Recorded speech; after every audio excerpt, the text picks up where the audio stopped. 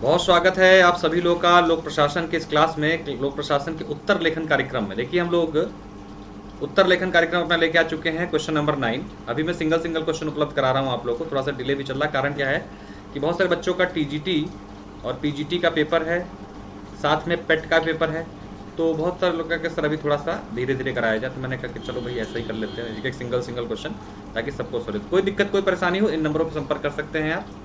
तो आज के क्वेश्चन को डिस्कस करते हैं। आज का जो सवाल है वो नवीन लोक प्रशासन पर है। देखिए नवीन लोक प्रशासन पे हमेशा एक 15 नंबर का सवाल जो है आपको देखने को एग्जाम में मिलता है। 15 नंबर्स का मार्क्स जो है 15 मार्क्स का सवाल हमेशा क्या मतलब हर दूसरे साल जो है आपको ये सवाल मिल जाता है आपको, ठीक है। तो विशेषताएं मान्यताएं किसी प्रकार से भी सवाल आपको लोग NPA नवीन लोक प्रशासन पर 15 नंबर का आपको देखने को मिलता है। तो देखेंगे इसके सारी चीज़ों को। चलिए तो शुरू करते हैं अपने मॉडल उत्तर को। देखिए नवीन लोक प्रशासन की विशेषताओं तथा मान्यताओं की हमें विवेचना करनी है कुल मिला के इसमें। तो नवीन लोक प्रशासन के क्षेत्र में 1960 के दशक में एक वैचारिक आंदोलन के रूप में प्रारंभ हुआ था। परंपरागत लोक प्रशासन की कमियों तथा कई अन्य आंतरिक व बाह्य कारकों, ध्यान दीजिएगा, कई आंतरिक और बाह्य कारकों और साथ साथ जो पुराना लोक प्रशासन था उसमें जो कमियां थी उसके कारण ही क्या हुआ, नव लोक प्रशासन का जो होता है विकास होता है। आंतरिक कारकों में क्या था, प्रशासन के सिद्धांतों में व्याप्त प्रत्यक्षवाद तथा व्यवहार में असमानता, मतलब कि जो सिद्धांत थे और जो व्यवहार में उनको प्रैक्टिकली जब यूज किया जाता तो बहुत अंतर देखने को मिलता था, ठीक है। जबकि बाह्य कारकों की अगर बात करें तो संक्रमणकालीन अमेरिका, उस समय अमेरिका में अमेरिकन समाज में क्या था, एक जो है संक्रमण का दौर चल रहा था। बढ़ता औद्योगिकरण था, नगरीकरण की प्रक्रिया बढ़ रही थी, युद्ध से जुड़ी हुई परिस्थितियां उस टाइम पे पनपी हुई थी। इन सभी कारकों ने क्या किया, वहाँ का जो तत्कालीन प्रशासन था उसे बौना साबित कर दिया और उसी कारण से हमारा नव लोक प्रशासन जो है जन्म लेता है। नव लोक प्रशासन एक नया दर्शन है जो प्रशासन में आदर्शात्मक सरोकारों को क्या करता है, बढ़ावा देता है। यह एक संवेदनशील अग्र सक्रिय प्रशासन है, मतलब जहाँ पे हमारा परंपरागत जो प्रशासन था नियम कायदों से बधा हुआ था, ये थोड़ा सा उससे आगे बढ़कर संवेदनशीलता की ओर जो है झुकाव इसका होता है। इसकी प्रमुख विशेषताएं क्या थी, कल्याण उन्मुखी, ग्राहक उन्मुखता, तकनीकी और पदसोपान विरोधी विशेषताएं। तकनीकी और पदसोपान विरोधी विशेषताएं थी, मतलब जो है इसका जो मेन झुकाव था कल्याण की तरफ था, यानी लोग कल्याण की भावना से उठा हुआ था। साथ में ग्राहकों को जिस प्रकार की सुविधाएं प्राइवेट सेक्टर्स में दी जाती उसी प्रकार की सुविधाएं देने की बात नव लोक प्रशासन में की जाती है। अगर इसके तत्वों की बात करते हैं तो हम प्रासंगिकता, मूल्य, समता, परिवर्तन, ये जो है इसके मूल जो तत्व थे, क्वेश्चन तत्वों पे भी आता, ध्यान दीजिएगा। तो मूल तत्वों पे अगर आपकी बात करेंगे तो इसके 4 मुख्यतः मूल तत्व थे। प्रासंगिकता, कि कोई भी कार्य अगर प्रशासन कर रहा है तो क्यों प्रासंगिक है और उसकी प्रासंगिकता है इसी वजह से किया जा रहा है। वैल्यूज पे ध्यान दिया गया, जो सामाजिक मूल्य थे, सेवा भाव के मूल्य थे। समता, मतलब सबको एक समान सेवाओं को देने का प्रयास किया गया। परिवर्तन, जो कि एक अनिवार्य तत्व होता है, उस पर जो है इसने बहुत अधिक ध्यान देना शुरू किया था। देखिए एक फ्रेम में मैंने प्रयास किया है कि आप लोगों को सभी चीज़ें जो जो सवाल में पूछता है, कई बार सवाल में उदय के साथ जो है इसकी विशेषताएं पूछ लेता है, उदय के साथ तत्व पूछ लेता है, तो सभी को एक फ्रेम में रखने का प्रयास किया। अगर आप लोग क्वेश्चन कुछ भी पूछा ये पूरा डायग्राम बना के आ जाएंगे तो बहुत ज़्यादा लाभ आप लोग को जो एग्जाम में देखने को मिलेगा।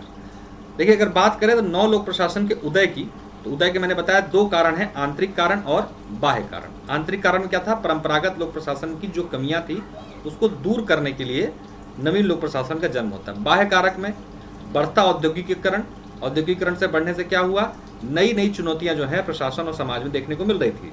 नगरीकरण बढ़ा, जब नगरीकरण बढ़ेगा तो लोक प्रशासन के लॉ एंड ऑर्डर मेंटेन करने के लिए नई तकनीकें, नया प्रशासन की हमें आवश्यकता पड़ेगी।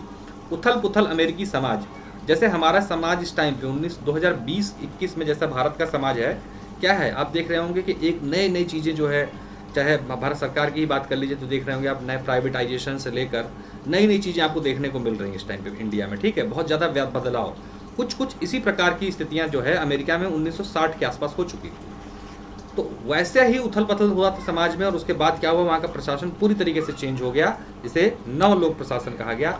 आप भारत में भी इस टाइम पे देख रहे होंगे कि भारत में भी हम क्या है, इस टाइम समाज उथल पुथल है, पूरी तरीके से संरचनाएं बदल रही हैं, राजनीतिक संरचनाएं बदल रही हैं, प्रशासनिक संरचनाएं बदल रही हैं, प्रशासन का इंटरफेस बदल रहा है, वो भी उथल पुथल हम भी महसूस कर रहे हैं। तो ये भी बहुत बड़ा कारण था किस चीज़ का, नौ लोक प्रशासन के उदय का।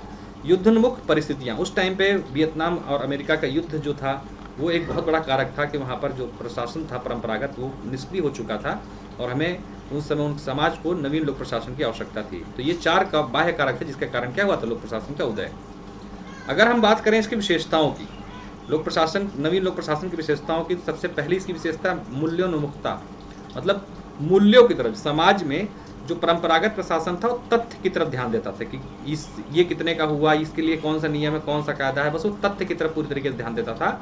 और नवीन लोक प्रशासन जो है आपका मूल्यों की तरफ ध्यान देता है, इससे समाज में क्या लाभ होगा, समाज के किन किन तबकों को लाभ होगा, इन चीज़ों पर जो है ये बात करता है। जन उन्मुखता, मतलब जन कल्याण की बात करता है ये, कि वो सिर्फ वो परंपरागत प्रशासन जहाँ नियम कायदों में सिर्फ जुड़ा रहता था, बंधा रहता था, इसी क्रम में जो नवीन लोक प्रशासन है वो जन उन्मुख था। विकेंद्रीकरण पर इसका विशेष फोकस था। परंपरागत प्रशासन केंद्रीकरण के तत्वों को लिए हुए था, ये विकेंद्रीकरण के था। निश्चयवाद की आलोचना करता है, मतलब जो फिक्स सिस्टम था ये ऐसा है, ऐसा नहीं हो सकता, ये नियम है, इस सब चीज़ों पर क्या है, पूरा विरोधी था इस चीज़ का नवीन लोक प्रशासन। अग्र सक्रिय प्रशासक, आगे बढ़कर जो है लोगों की सहायता करना, इस प्रकार के प्रशासकों को जो है जन्म देने का काम किया नवीन लोक प्रशासन ने। परंपरागत लोक प्रशासक पहले नियम को मानते थे, अगर किसी को सहायता देनी हुई तो देखेंगे कि नियम कहता है तो करेंगे, नहीं तो नहीं करेंगे। पद सोपान की आलोचना करता है ये, मतलब जो हेरिकल सिस्टम है हमारे यहाँ पर, टॉप अधिकारी उसके नीचे उसके नीचे उसके, इसकी ये इसका विरोधी है, ठीक है, इसको विरोध करता, कहता है ऐसे सिस्टम से क्या होता है, देरी होती है। तो ये इसकी प्रमुख विशेषताएं हैं। तत्वों पर स्वतंत्र सवाल आते हैं। तो सबसे पहले ये बात करता है प्रासंगिकता की, कि कोई भी नीति अगर लाई जा रही है तो वो प्रासंगिक है, नहीं है तो क्यों नहीं है, किसके लिए कितना जो है इसका महत्व है, इन चीज़ों पर बात करता है नवीन लोक प्रशासन। मूल्य से भरा हुआ है, मतलब यहाँ पर मैंने जैसे बताया कि परंपरागत प्रशासन क्या था, पूरी तरीके से तथ्य आधारित बातों पर, फैक्ट पर काम करता था कि ये किसके लिए है, क्यों है, नियम इसके लिए है कि नहीं है। इसी प्रकार ये मूल्यों पे काम करता है, मतलब किसी भी योजना का लाभ समाज के किन किन सरोकारों को होगा। तथ्य और मूल्य में अंतर समझ तो होंगे ही नहीं, समझते। मोटे से उदाहरण समझे कि सड़क बनाने में कितना खर्चा आया, तथ्य है, और सड़क बनाने के उपरांत उसमें समाज के किन किन वर्गों को, किन किन लोगों को लाभ कैसा कैसा हो रहा है, ये क्या है, उस सड़क का मूल्य है। ठीक। समता, मतलब ऊंच नीच, गरीब अमीर सबके बीच समानता के भाव से प्रशासनिक तत्वों को, प्रशासनिक सेवाओं को पहुंचाने का कार्य नवीन लोक प्रशासन करता है। परिवर्तनशीलता, समाज में परिवर्तनशीलता लाना, प्रशासन में परिवर्तनशीलता लाना, लचीलापन लाना, रिजिड नहीं रहना, ये सब जो थे इसके प्रमुख तत्व थे। ये इस डायग्राम को आप लोग ध्यान रखना, क्वेश्चन अगर नवीन लोक प्रशासन पे आए तो इसको जरूर चिपका दो, पक्का है आपको नंबर जो है 2-3 नंबर तो फालतू डायग्राम दिलाई देगा। 9 लोक प्रशासन प्रशासन को अधिक प्रासंगिक बनाने तथा सामाजिक समस्याओं के प्रति अधिक संवेदनशील बनाने पर बल देता है। यह प्रशासन को एक मूल्योन्मुखी व्यवस्था के रूप में स्थापित करना चाहता है, जो लोक नीति के निर्माण व क्रियान्वयन दोनों में ही बहुत बहुल हितों और सामंजस्य कर सकें।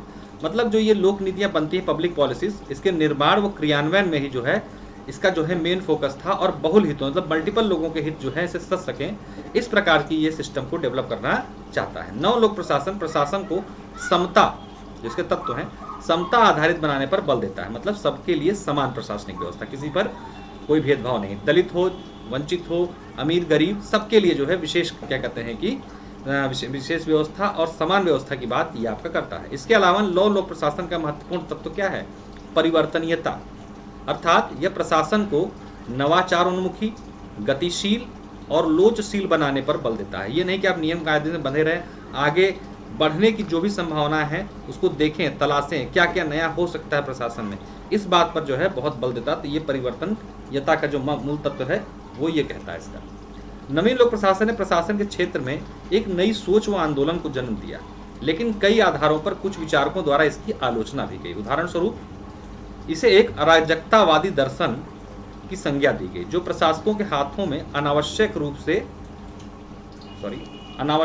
से अधिकार सौंप देता है। मतलब इसमें कहा गया कि इसमें इतनी शक्तियां प्रशासक को दे दी गई जिसकी प्रशासकों को आवश्यकता नहीं थी। इससे क्या हुआ, वो अब जिसके पास अत्यधिक शक्ति पहुंच जाती वो क्या होता है, निरंकुश होने की संभावना से बढ़ जाती है, अराजकता होती है। तो कहा गया कि इसकी आलोचना इस रूप में की जाती है। यह नया आदर्शों लक्ष्यों को तो सामने रखता है, लेकिन इसे प्राप्त करने का कोई यांत्रिक या विधि जो है नहीं समझा पाता। बोलता है ये करेंगे वो करेंगे, लेकिन जो है थोड़ा सा, क्योंकि आप जब भी उत्तर लिखेंगे ना थोड़े से आलोचना के पुट उसमें रखने पड़ते हैं आपको, क्योंकि कोई भी चीज़ बेस्ट नहीं हो सकती। अगर कोई भी चीज़ बेस्ट है मान लीजिए, क्योंकि जिसके बाद आपको पता है एनपीए के बाद क्या हुआ, एनपीएम आया, अगर ये बेस्ट होती तो एनपीएम की आवश्यकता क्या होती, क्यों होती, नहीं ना। अतः नव लोक प्रशासन को एक भावनात्मक विस्फोट की संज्ञा दी गई। रॉबर्ट गोल्वास्की कहते हैं कि नव लोक प्रशासन शब्दों में क्रांतिकारी लेकिन तकनीकी में यथास्थितिवादी थी। इस पर टिप्पणी भी आ जाता है कि शब्दों में बहुत बड़ी बड़ी बातें थी कि ये कर देंगे वो कर देंगे, लेकिन अगर बात देखी गई कि क्या किया इन लोगों ने, नवीन लोक प्रशासन के जो पक्षकार थे या नवीन लोक प्रशासन ने वास्तव में क्या किया, तो हमें दिखता है कि जो था वही रह गया, कुछ बदला बदला नहीं है। ठीक, देखिए कुछ चीज़ें हैं, इसको आप डाल सकते हैं अपने आंसर में चाहे तो कभी यूज करके। नवीन लोक प्रशासन के विकास के चरण है, तो सबसे पहले कभी क्वेश्चन आई जाए तो सबसे पहले क्या होता है, अमेरिकी लोक प्रशासन की असफलता, उसके बाद आपका हनी प्रतिवेदन होता है, आपको पता है, उसके उपरांत फिलाडेल्फिया सम्मेलन, फिर प्रथम मिनरो बुक सम्मेलन होता है, उसके जस्ट बाद आपका क्या होता है, एनपीए नवीन लोक प्रशासन का जन्म हो जाता है। इसमें कमियां होती हैं, इसके बाद क्या होता है, द्वितीय मिनरो बुक का सम्मेलन का आयोजन कराया जाता है। ठीक है, प्रथम मिनरो बुक सम्मेलन के लक्ष्यों की प्राप्ति की दिशा में हुई प्रगति की इसमें समीक्षा की जाती है दूसरे वाले में जो 1988 में, और इसी के बाद आपको पता है आपका नया क्या आता है, एनपीएम नवीन लोक प्रबंधन, बदलते विश्व में लोक प्रशासन, इसका विषय था जो दूसरा मिनरो बुक हुआ। आधार वाक्य था बाजारी दक्षता के साथ सामाजिक समता। लिखना चाहे तो लिख दें, कोई मतलब मैंने डाल दिया कि आप लोग कहीं यूज करना चाहें चीज़ों को तो अपना यूज कर सकते हैं, वरना आपका उत्तर यहाँ तक समाप्त है। इसको कहीं भी ग्राफ यहाँ तक डाल दीजिएगा, एनपीए का सवाल आता है तो यहाँ तक डालिए, एनपीएम तक पूछता है तो यहाँ तक डाल के रोक दीजिए। ठीक है, तो आपका ये उत्तर जो है पूरा सफल हो जाएगा। तो इस तरीके से आप प्रथम और द्वितीय मिनरो में कहीं पे कोट करके अंतर ही बता सकते हैं। प्रथम और द्वितीय मिनरो बुक एक क्या थे, एक ही सैद्धांतिक दर्शन पर आधारित थे, लेकिन दोनों के वातावरण में क्या था, अंतर था, देश काल और समय का जो है अंतर था। तो इस तरीके से आप जो है अपने उत्तर को प्रेजेंट करिए। डायग्राम जो है आप इसको बिल्कुल अच्छे से रख लें अपने दिमाग में, ये बहुत काम करेगा आपको। मतलब नवीन लोक प्रशासन का सवाल आया, इसको चिपका दो आप, ऐसा मैं हर क्वेश्चन में एक ऐसा डायग्राम जरूर लेकर आऊंगा आप लोग के लिए कि आपको उस सवाल पे कुछ भी पूछे, उस डायग्राम को रखते ही उस क्वेश्चन का सब कुछ दाएं बाएं दाएं सब क्लियर हो जाएगा। ठीक है, तो देखिए इसमें सब कुछ है, जो जो लोक प्रशासन में पूछा जाना चाहिए सब कुछ है इसमें, एक ही उसमें। इसके माध्यम से आप चलिए दिखा तो सकते ही, आपको भी याद करने रिवीजन करने में फायदा। इतना डायग्राम रखिए अपने पास, अपने शॉर्ट नोट्स में फटाफट 1 मिनट में आपका रिवाइज हो जाएगा। विशेषता पूछा तो ये डाल देना है। अब इसको आप पैराग्राफ में पॉइंट बना के भी उत्तर अपना लिख सकते हैं भाई। और उदय आंतरिक कारण बाह्य कारक समझा दिया पूरा, विशेषता पूछी बता दी, तत्व पूछे व्याख्या करनी डिटेल करनी, इसी शब्दों को हेडिंग बना के डिटेल कर दो। इससे अच्छा कहाँ मिलेगा आपको। तो देखिए एडमिशन लेने के लिए फटाफट आप लोग ज्वाइन कर लें बैच को। हम लोग आंसर राइटिंग प्रोग्राम शुरू कर चुके हैं, जिसमें हम लोग 75 क्वेश्चंस आपको देंगे पेपर 1 के और 75 क्वेश्चन देंगे इसी प्रकार के पेपर 2 के। तो ये बहुत ही मस्त सेशन, बहुत शानदार सेशन हम लोग का चलाया जा रहा है। 2021 पीसीएस अगर आपका टारगेट है और लोक प्रशासन आपका वैकल्पिक विषय है तो बिना देरी किए इन नंबरों पर संपर्क करके फटाफट एडमिशन लेके अपने आप को एनरोल करा लें। हम लोग अभी ये 9वां क्वेश्चन कर रहे हैं, 8 क्वेश्चन इससे पहले मैं करा चुका हूँ। 20 अगस्त के बाद थोड़ी स्पीड पकड़ा दूँ क्योंकि बच्चों का पेट का पेपर है, तो जो है आप लोगों के सामने है और आप लोगों के सामने इसी प्रकार से मैं डेली बेस पे एक क्वेश्चन अभी फिलहाल उपलब्ध करा रहा हूँ, इसके बाद डबल क्वेश्चन कर दूंगा और आपके पास 150 सवाल ऐसे होंगे इसी प्रकार से जो आपको लगभग दोनों पेपरों के 4-4 सवाल तो पक्के फंसा देंगे। हो सकता है 5 के 5 क्वेश्चन जो है आपको पता है 5-5 क्वेश्चन आते हैं दोनों पेपरों में मिल जाए आपको भटकने की आवश्यकता है ये 150 सवाल करने के बाद। तो लाइक शेयर सब्सक्राइब जरूर कर दें चैनल को, और नंबर दिए गए हैं ऊपर, इस प्रकार के एडमिशन रिलेटेड कोई इशू तो आप इन नंबरों पर संपर्क करके जो है बात कर सकते हैं। बिना देरी के अपने आप को एनरोल कराएं। बहुत बहुत धन्यवाद, नमस्कार।